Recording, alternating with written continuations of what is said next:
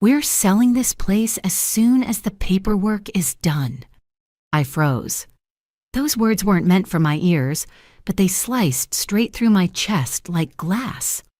I was standing in the kitchen doorway of my own vacation home, my sanctuary by the lake, when I heard my daughter-in-law's voice floating in from the patio, her laughter carried sharp and smug, like she had already won a prize. The prize was my home. I gripped the counter to steady myself. My son, Eric, had begged me just months earlier to let him and his wife, Melissa, stay here. He said money was tight. He said they just needed a fresh start, a chance to get on their feet. And of course, I agreed. I'm his mother. I wanted to help. But sell my home? Without even asking? Without even telling me? My pulse hammered in my ears as I strained to hear every word. Melissa's friends were giggling with her, sipping wine I had stocked, sitting on furniture I had picked with care. "She doesn't even realize it's practically ours already," Melissa whispered, her voice dripping with arrogance. "Eric's handling the paperwork. Once it's through, we'll cash out and move somewhere better. Cash out on my property, on my sacrifice, on my memories." I wanted to burst through the door, confront her right then and there. But something inside me said, wait, don't reveal what you know yet. Because if she was bold enough to say this in my home, to her friends, what else was she plotting? The night air smelled of grilled steak and cheap perfume. Their laughter echoed like a cruel chorus while I stood in the shadows, my heart breaking and my blood boiling. And that's when the plan began forming in my mind. I wasn't always this suspicious. I wasn't always this guarded. But life has a way of teaching you that even the people closest to you can twist the knife the deepest. Would you have trusted your own child in my place?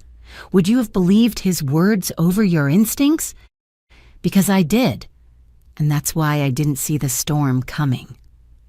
As I crept back to my room that night, I thought of every red flag I had ignored. The rushed wedding, the way Melissa always spoke over me at family dinners, as though my voice didn't matter. The way Eric, my sweet boy, seemed to shrink beside her, like she had him under a spell. But I had told myself it was just my imagination, that I was overprotective, that every mother struggles to let go.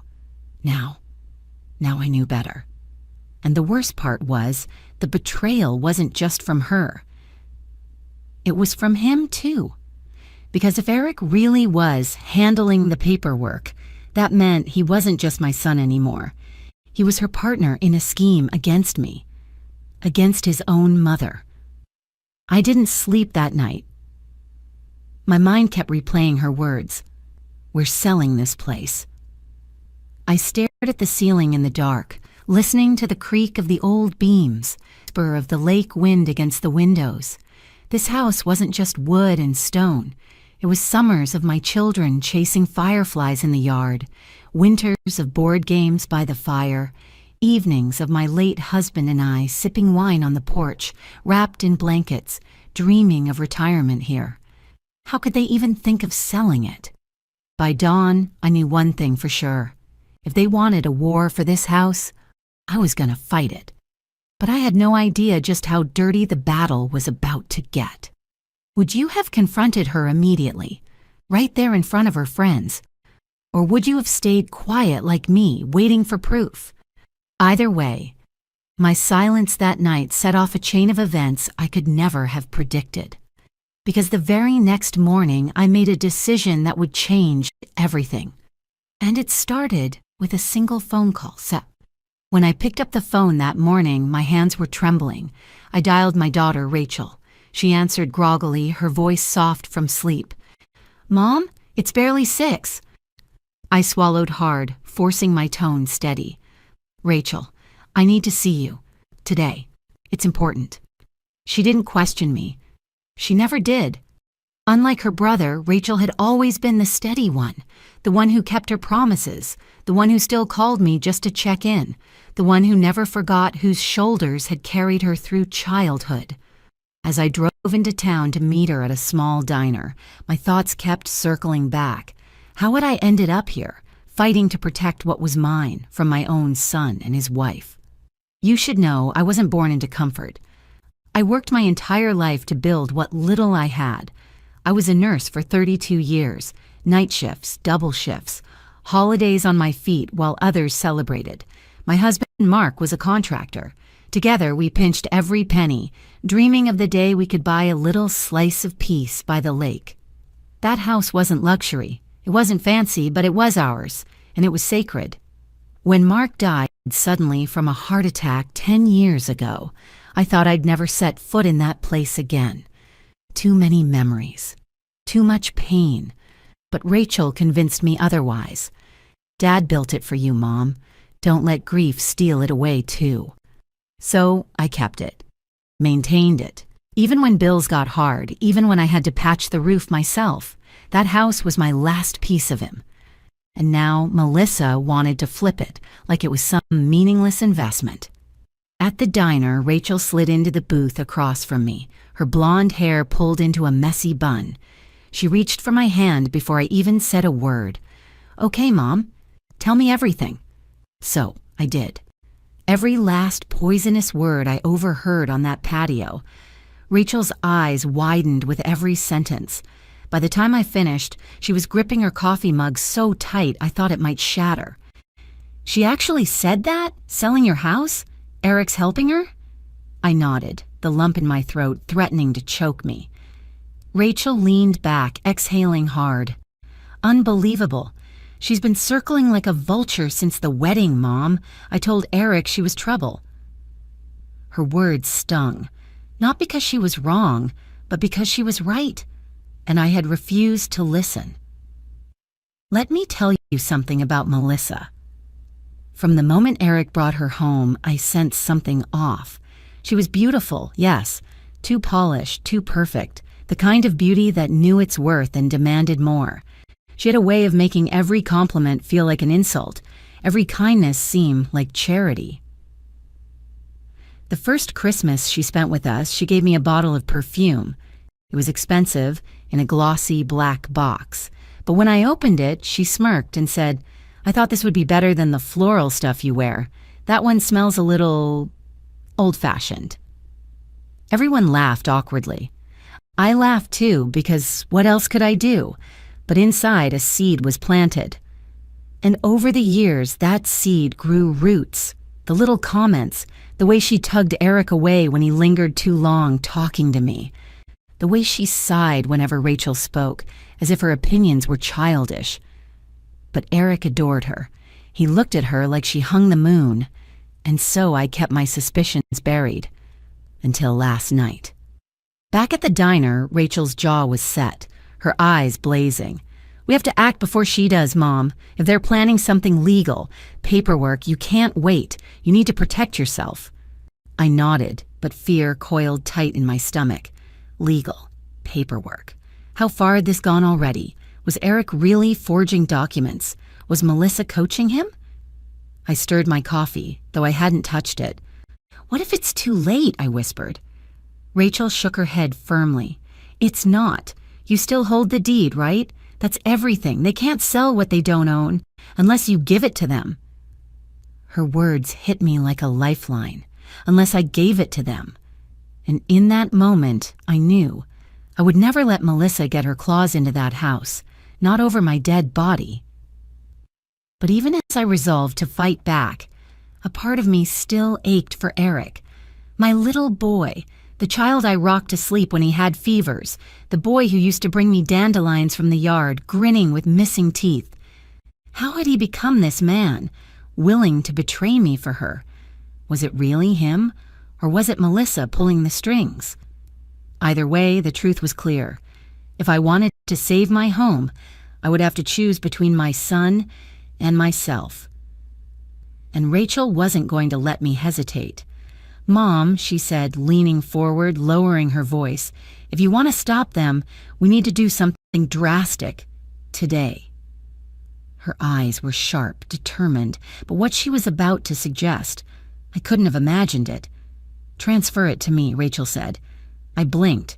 For a moment, I thought I'd misheard her. "Transfer what?" "The deed, Mom. Put the vacation house in my name. If Eric and Melissa are planning something, they won't see it coming. By the time they try to make their move, it'll already be mine. Safe. Her voice was calm, but I could see the fire behind her eyes. She wasn't asking. She was protecting. The suggestion sat heavy between us.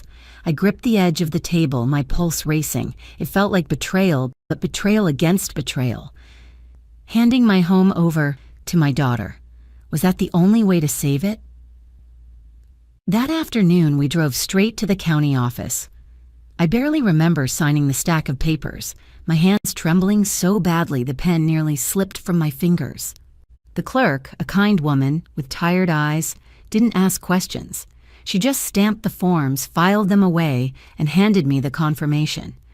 Just like that, my lake house, my sanctuary, my last piece of mark, wasn't mine anymore. It was Rachel's. I told myself it was safe this way, but the pit in my stomach told another story. That night, when I returned to the house, Melissa and Eric were out on the porch again, glasses of wine in hand. They didn't hear my car pull in, didn't see me standing in the shadows once more. Melissa's laugh rang out, high-pitched and cruel. "I told you, Eric. She won't suspect a thing. She's too soft, too gullible. She'll hand it right over once you ask the right way." Eric's reply was muffled, hesitant, but Melissa's response was sharp, impatient. "Don't go soft on me now. This place is our ticket. Do you want to live like your mother forever, or do you want a real life?" I felt my knees go weak. A real life? My home, my years of sacrifice. That was nothing to her. And my son just sat there, letting her twist the knife. For the first time, the thought crossed my mind like a shadow. Maybe it wasn't just Melissa. Maybe Eric wanted this too. The next morning, I took another step I never thought I would. I hired a security company. They came out, drilled cameras into the corners, installed sleek motion sensors in every room. I told Melissa it was for safety. She rolled her eyes. "Paranoid much?" But I smiled, feigning innocence. Because I wasn't paranoid, I was prepared. That night, as I lay in bed, I stared at the blinking red light on the new monitor beside me. Every beep felt like a promise. If they tried something, I would know. En 10. It didn't take long. 2 nights later, the motion sensor pinged at 1:47 a.m. My phone buzzed, pulling me from uneasy sleep. I opened the security app with shaky hands. There, on the screen was Eric, my son, sneaking into my study. He opened the drawer where I kept my files, the very place I used to store the deed. His face was pale, his hands trembling as he rifled through the papers. Then Melissa appeared in the frame, her hair loose, her robe trailing behind her like a shadow. She hissed at him, urgency in her voice. "Check again, she must have hidden it." I watched, frozen, as they tore through my things like burglars in the night. And in that moment, something inside me snapped. The next morning, I confronted Eric, not Melissa, Eric. I caught him alone in the kitchen, pouring cereal like nothing had happened. "Looking for something last night?" I asked, my voice low, trembling with rage. The spoon froze in his hand. He turned, his face draining of color. "Mom, don't lie to me." I slammed my hand on the counter, the sound echoing through the room. I saw you. What happened to you, Eric? When did my son become a thief?" His mouth opened and closed like a fish gasping for air. And then Melissa walked in, her smirk sharp as a blade. "Careful," she said coolly. "Accusing your own son of theft? That won't look good, especially if we have to go to court." Court. The word hung in the air like a noose tightening around my neck. My heart shattered right there. Not just because of Melissa's venom, but because Eric didn't defend me. He didn't say, "Mom, stop, it's not what you think." He didn't shield me from her cruelty. He just stood there, silent. And in that silence, I realized I had already lost him. But I hadn't lost everything. Because what they didn't know, what they could never know, was that the house was already beyond their reach. And the footage from those motion sensors? That was going to be my weapon. Would you have confronted him like I did, or would you have kept watching from the shadows, waiting for more proof? Because either way, what came next was darker, uglier, and more dangerous than I could have imagined. And it all began when Melissa made her move. Melissa made her move 3 days later.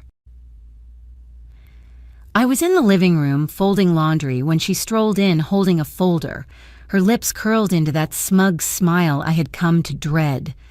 "Eric and I talked," she began, her tone falsely sweet. "We think it's time to put the vacation house on the market.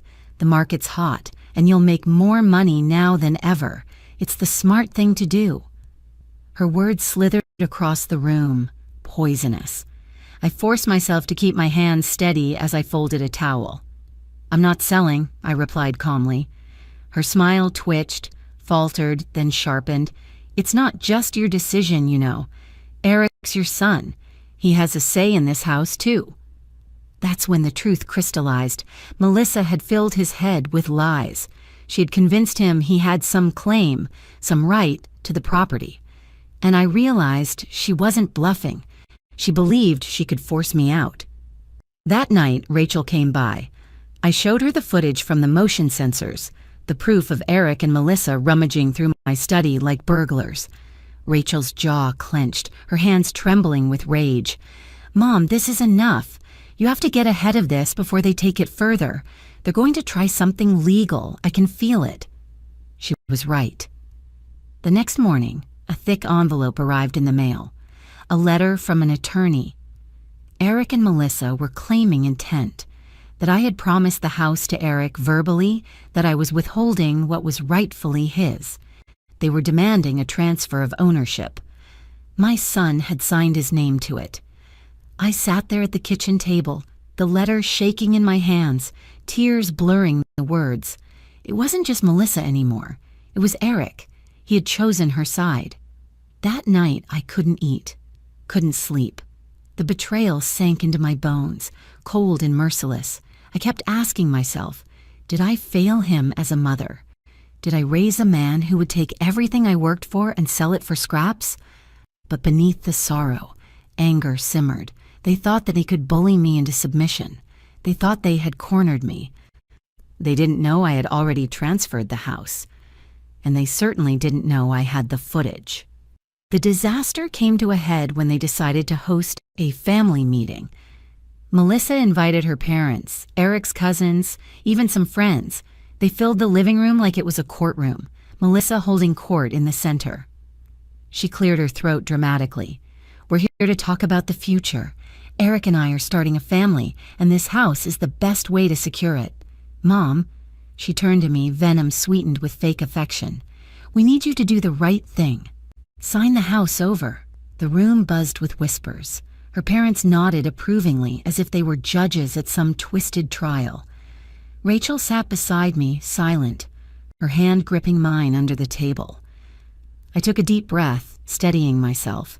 My heart pounded so loud I could barely hear Melissa's next words. "If you don't, we'll have no choice but to take legal action." Gasps rippled through the room. I looked at Eric, my son, my flesh and blood. His eyes avoided mine. And that was the breaking point. I stood slowly, the room falling into silence. My voice shook, but I forced it to rise above the weight pressing on my chest. "You think you can bully me?" I said, staring straight at Melissa. "You think you can steal from me, from the very hands that raised your husband, fed him, clothed him, gave him everything he has? You want this house so badly? Let me show you something." I pulled out my phone, tapped the screen, and cast the footage from the motion sensors onto the television. Gasps echoed through the room as Melissa and Eric appeared, sneaking through my study at night, rifling through drawers, whispering about finding the deed. Melissa's face drained of color. Eric's mouth fell open. Rachel leaned forward, her voice like steel. "This is who you're siding with, a woman who made you break into your own mother's things." The room was silent. Every eye turned to Melissa. But she wasn't finished. Not yet. She lifted her chin, her voice shaking but still sharp. So what? A camera doesn't change the law. Eric has a claim. We'll win in court. You can't stop us.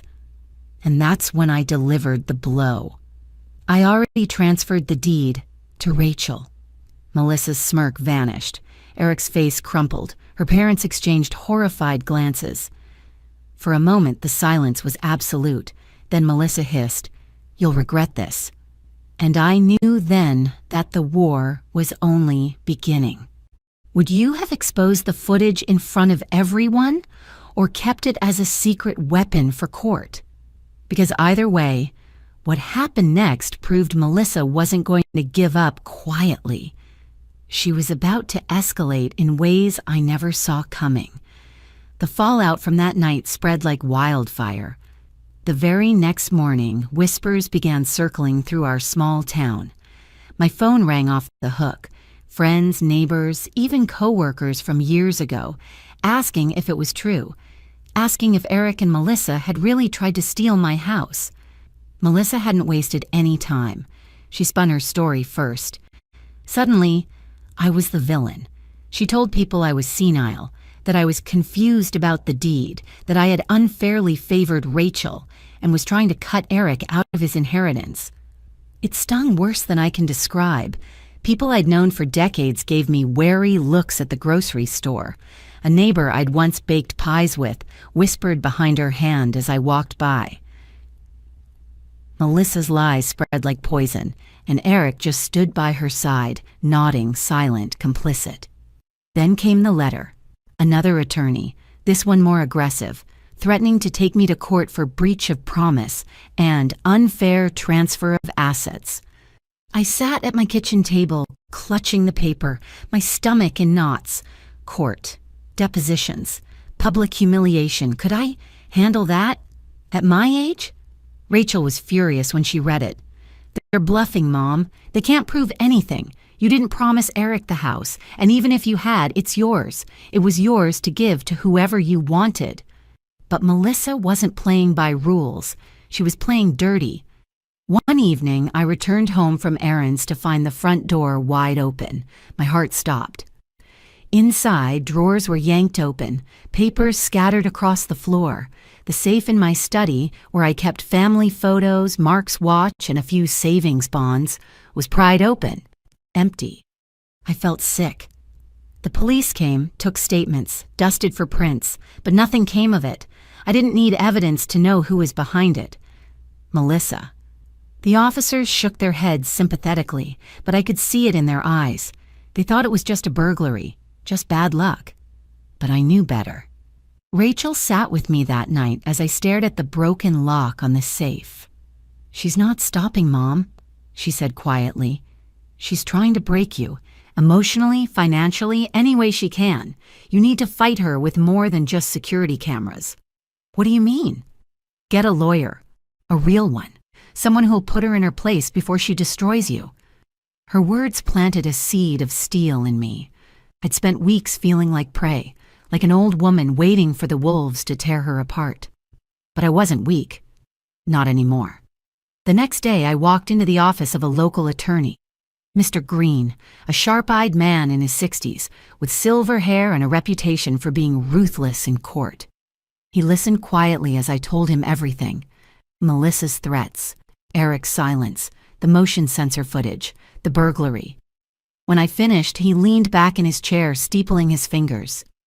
"They don't have a case," he said flatly. "And if they push, we'll crush them. That footage alone makes your daughter-in-law look like a criminal, not you, but—" He paused, his eyes narrowing. "But what?" I asked. "You need to be prepared. People like her don't quit when they lose ground. They escalate. She'll come after you harder. She'll try to make your life miserable until you give in. The question is, are you ready for that?" I swallowed, my throat dry. "I don't have a choice." He smiled grimly. "Good answer." From that day forward, I wasn't alone. Mr. Green filed responses, drafted restraining notices, and made sure Melissa knew that if she pushed, we'd push back harder. But Melissa wasn't intimidated. Within a week, she showed up at my workplace. Yes, even though I was retired, I still volunteered twice a week at the local clinic. She burst in, loud enough for patients to hear, accusing me of abandoning my son and favoring one child over the other. The humiliation burned hot in my cheeks as nurses tried to usher her out. She clung to the doorframe, shouting that she'd get justice. Would you have let her humiliate you in public, or would you have snapped back? Because I stayed quiet, for that moment. But inside, my fury only grew. The final straw came one evening when Rachel called me, her voice shaking. "Mom, she's been calling my office, leaving voicemails, saying you only transferred the house to me because you're losing your mind. She's trying to get me fired." That was it. Melissa wasn't just after me anymore. She was going after Rachel too. And that's when I decided enough was enough. I wasn't going to hide. I wasn't going to sit quietly while she tore my life apart. I was going to confront her, head on. And when I did, the entire family would see who Melissa really was. I knew the confrontation had to be public. Melissa thrived in the shadows, whispers, half-truths, manipulations behind closed doors. If I wanted to end her reign of lies, I had to drag everything into the light. So I called a family dinner. Rachel was nervous when I told her. "Mom, are you sure? What if she twists everything again?" "She can only twist what people don't see," I said firmly. "This time they'll see it all." That Saturday, my dining room table was full. Rachel sat beside me, her spine straight, eyes blazing with quiet support. Eric arrived with Melissa clinging to his arm, her smile sugary sweet but her eyes sharp as razors. Behind them came Melissa's parents and two of Eric's cousins. It felt less like a family dinner and more like a trial. Exactly what Melissa wanted. But this time, I was ready. Dinner began in tense silence. I could barely taste the roast chicken on my plate. My hands trembled under the table, but my resolve held steady. Finally, Melissa cleared her throat, her voice cutting through the room like a knife. "Since we're all here, let's stop pretending. Eric and I deserve a fair share. Rachel shouldn't get everything while he's left with nothing. Don't you all agree?" Murmurs rippled. Eric shifted uncomfortably but didn't contradict her. My heart squeezed, but I pushed the pain down. This wasn't about saving him anymore. It was about saving myself. And Rachel. I stood slowly, the legs of my chair scraping against the floor, all eyes turned to me. "You want fairness?" I asked, my voice trembling but loud. "Then let's be fair. Let's show everyone the truth." I pulled out a small USB drive, plugged it into the TV and pressed play. The footage rolled across the screen. Eric and Melissa, creeping through my study in the dead of night. Melissa hissing. "Check again, she must have hidden it." Eric rummaging through drawers with guilty, trembling hands. Gasps filled the room. Rachel folded her arms, her face like stone. Melissa shot to her feet, her smile gone, her face pale. "That doesn't prove anything. We were just what?" I cut in, my voice rising. "Just breaking into my things? Just trying to steal from me? Is that your idea of fairness?" The room was silent except for the crackle of the video. Eric's cousins exchanged horrified glances. Melissa's parents shifted uncomfortably in their seats. But Melissa wasn't done.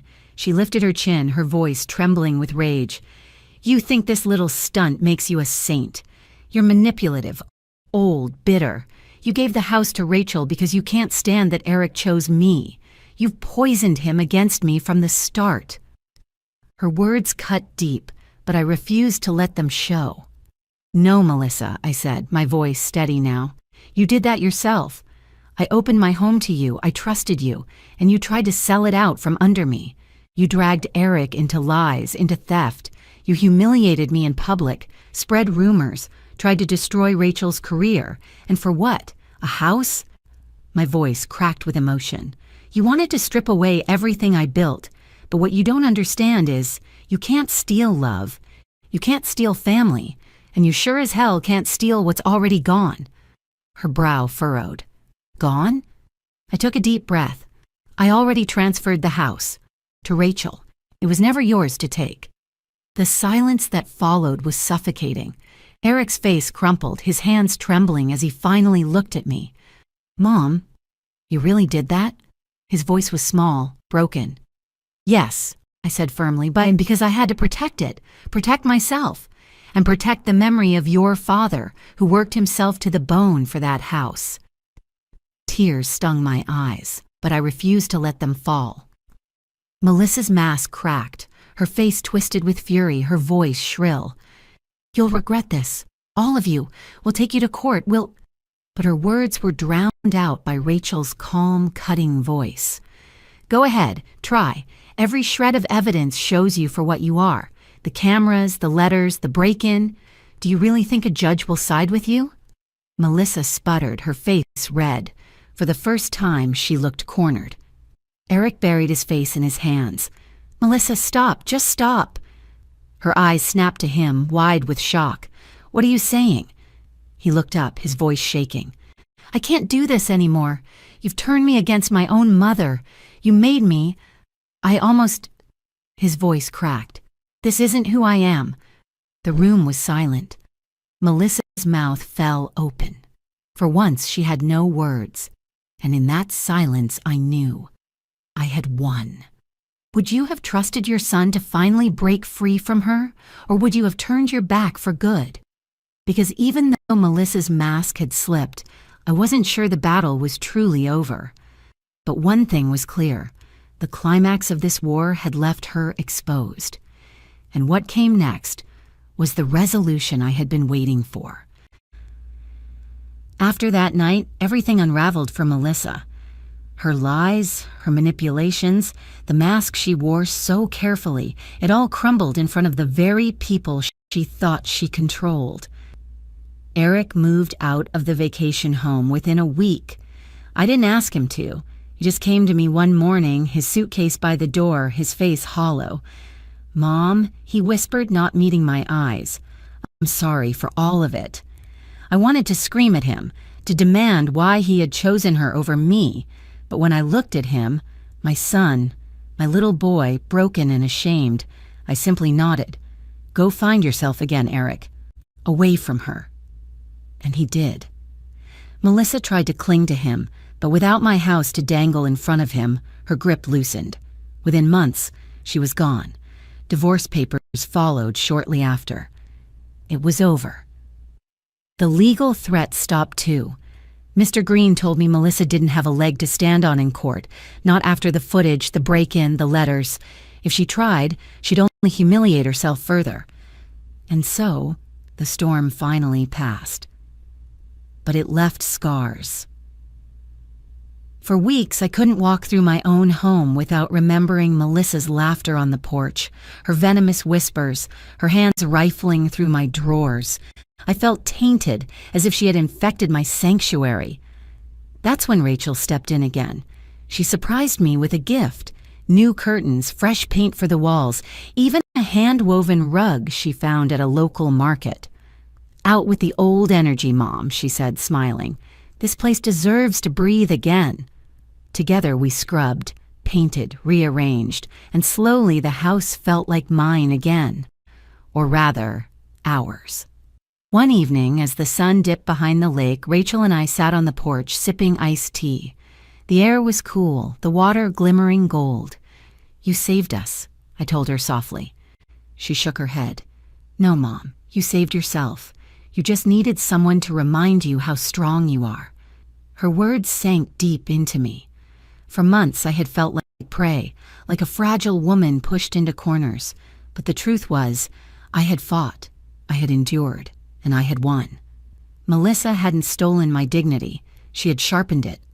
And Eric, he's rebuilding. He calls now and then, his voice quieter, humbler. He's trying to piece his life back together. I don't know if trust can ever fully return, but he's still my son. And as a mother, my love for him runs deeper than betrayal. But I'll never be blind again. The lake house is still in Rachel's name, and I'm glad. It's safe there, out of reach from manipulators, liars, and thieves. And one day, when I'm gone, it'll pass to her children, the ones who visit me now, chasing fireflies just like their father and aunt once did. It feels like the house is finally back where it belongs, a legacy of love, not greed. Melissa thought she could strip me of everything, but instead, she reminded me of what I had all along: resilience, family, and the courage to protect what matters.